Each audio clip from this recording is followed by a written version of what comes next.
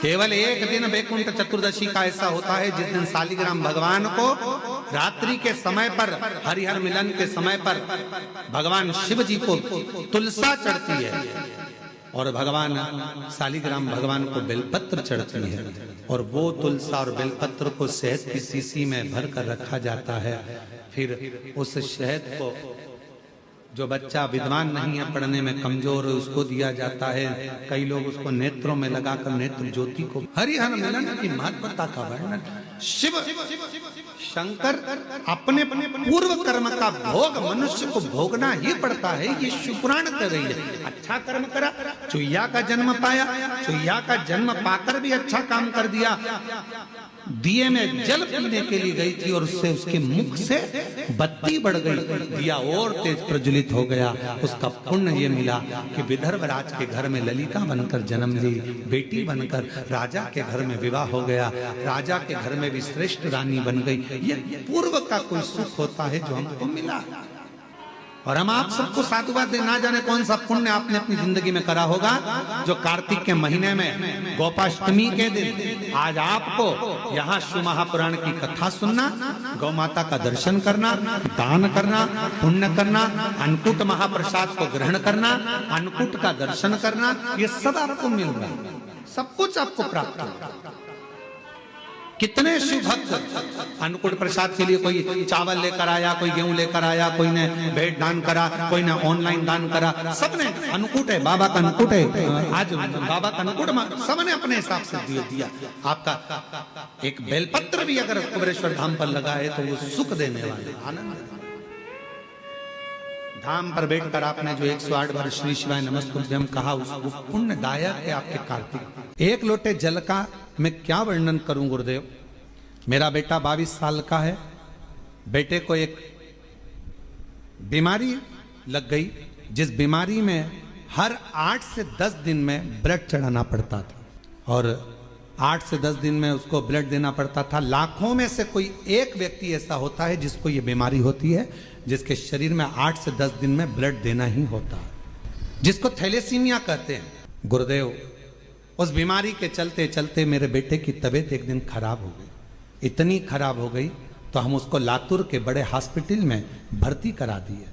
जब हमने भर्ती कराया, लेकिन बेटे की तबीयत दिन पर दिन बिगड़ती चली गई और एक दिन सुबह 8 बजे मेरे बेटे ने दम छोड़ दिया, बेटे के प्राण चले गए। 2024 की यह घटना है। डॉक्टर बोले हमें माफ करो, आप इसको अब ले जा सकते हैं।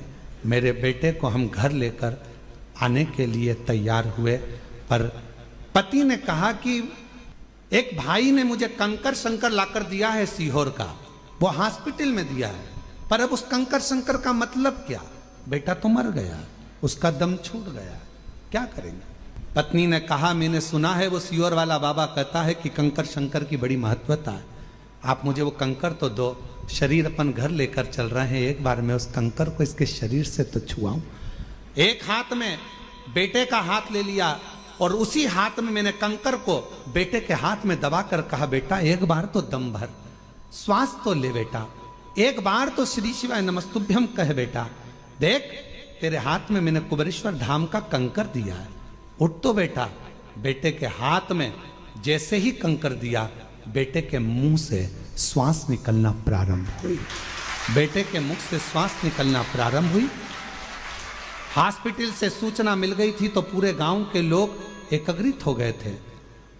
बेटे का शव लेकर हम वहां पहुंचते, उससे पहले पूरे गांव के लोगों ने श्रद्धांजलि का बैनर भी लगा दिया था, आरती की तैयारी भी हो गई थी। गुरुदेव, तभी श्वास आते से ही हम उसको पुनः लातूर के हॉस्पिटल में लेकर गए और लातूर के जैसे ही हॉस्पिटल में लेकर गए, डॉक्टर ने कहा कि इसकी तो श्वास चल रही है। उसी समय पर ऑपरेशन की तैयारी करने लगे। अब किस चीज का ऑपरेशन हो रहा था समझ नहीं आ रहा था, पर बेटे को हमने कहा कि जब इतना हो गया तुरंत मंदिर में जाकर जल दिया, रुद्राक्ष का पानी दिया, कंकर शंकर पर चढ़ा हुआ जल दिया। डॉक्टर ने कहा इसको ऑपरेशन की भी जरूरत नहीं है और बाबा की कृपा से बेटा ठीक हो गया।